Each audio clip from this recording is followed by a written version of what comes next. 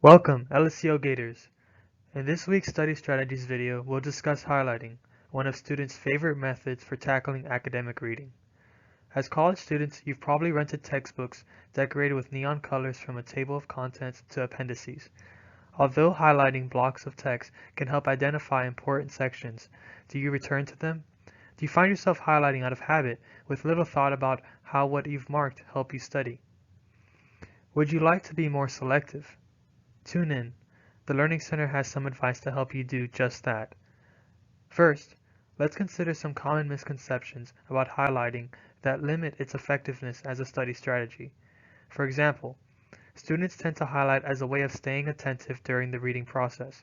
However, while keeping the hands occupied might prevent tired or bored readers from dozing off, such highlighting does little to aid understanding or identify information for later study. The result often resembles the irrelevant, seemingly random highlighting found in used textbooks. Even skilled highlighting by others can induce a false sense of confidence, a feeling that most of the hard work has been done for you. Truly effective highlighting, though, requires active engagement on the part of the reader. Essentially, effective highlighting requires a plan. What information is important? What types of information are you looking for? How does a text connect with section or course learning objectives? Such questions can seem overwhelming when reading complex texts on subjects that are new to you, which is the case in most college courses. But that's okay, because as a student, it's your job to navigate the struggle that is the learning process. So, take control of your highlighter, and you'll turn the key to unlock the knowledge in your college reading. Perhaps the most important rule is to highlight after reading, not during. Resisting the urge to highlight as you read prevents you from impulsively coloring entire passages and eye-catching phrases that might not turn out to be as meaningful as you thought. Give yourself a chance to grasp the text's overall message and main points before your highlighter touches the page.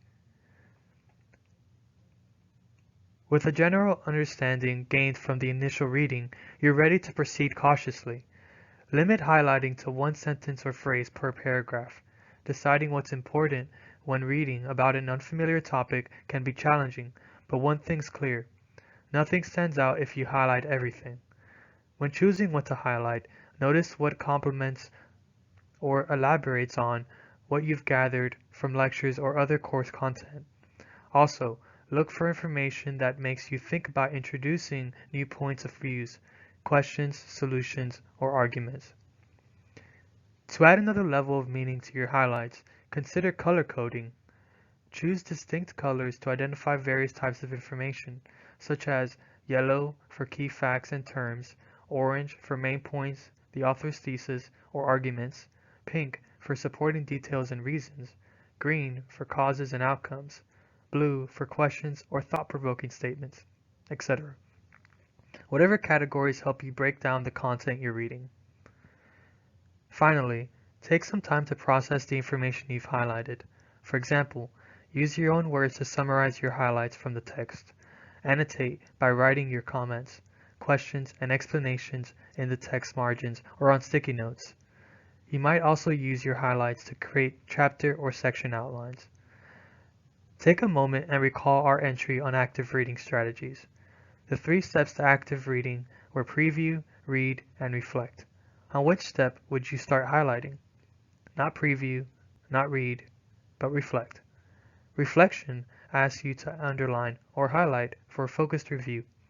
The advantage of the highlighter over underlining is it makes categorizing information easier, which is key to the reflection stage since this is when you practice retention and develop understanding.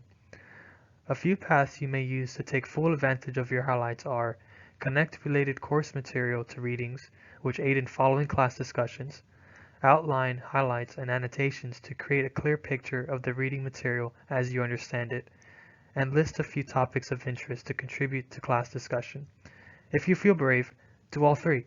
And remember, your textbook is not a coloring book.